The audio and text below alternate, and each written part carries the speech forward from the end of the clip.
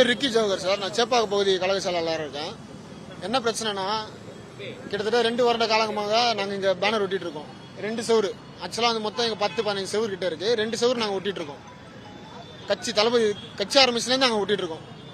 சென்னை மத்திய தெற்கு மாவட்ட கழக செயலாளர் அண்ணன் ஆர் திலீப்குமார் அவர்களோட சொல்லுக்கிணங்க நாங்கள் ஒட்டிட்டு இருக்கோம். இங்கே நேற்று ஒரு ஒயிட் வாஷ் பண்ணிட்டு திமுகன்னு எழுதியிருந்தாங்க. எங்களுக்கு அந்த ஒரு அதிர்ச்சி. நாங்கள் அடிச்சது டிவிகேன்னு எழுதிட்டோம். திருப்பி அவங்க அந்த கண்ணாமூச்சி விளையாட்டு மாதிரி திருப்பி அடிச்சுட்டு திருப்பி டிஎம்கேன்னு எழுதினாங்க. இது வேலைக்கு ஆகாது சொல்லிட்டு நாங்கள் வந்து பேனர் போட்டு ஒட்டிட்டோம். கரெக்டாக 5:35 5:40 கரெக்டாக நாங்கள் பேனர் ஒட்டிட்டு இங்கே கிளம்புற டீ சாப்பிட போகிறோம்.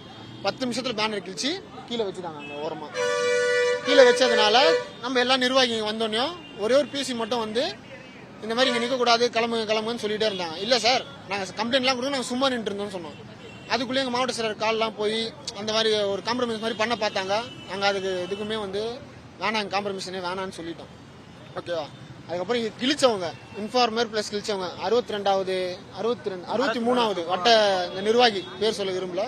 அவங்களோட ஆளுங்க 2 பேர் 3 பேர் எதிர்க்க நின்றுட்டு இருக்காங்க. நாங்கள் சொல்கிறோம் சார், அவங்க தான் சார், போய் பிடிங்க சார்னு. 5-6 போலீஸ் நிற்கிறாங்க.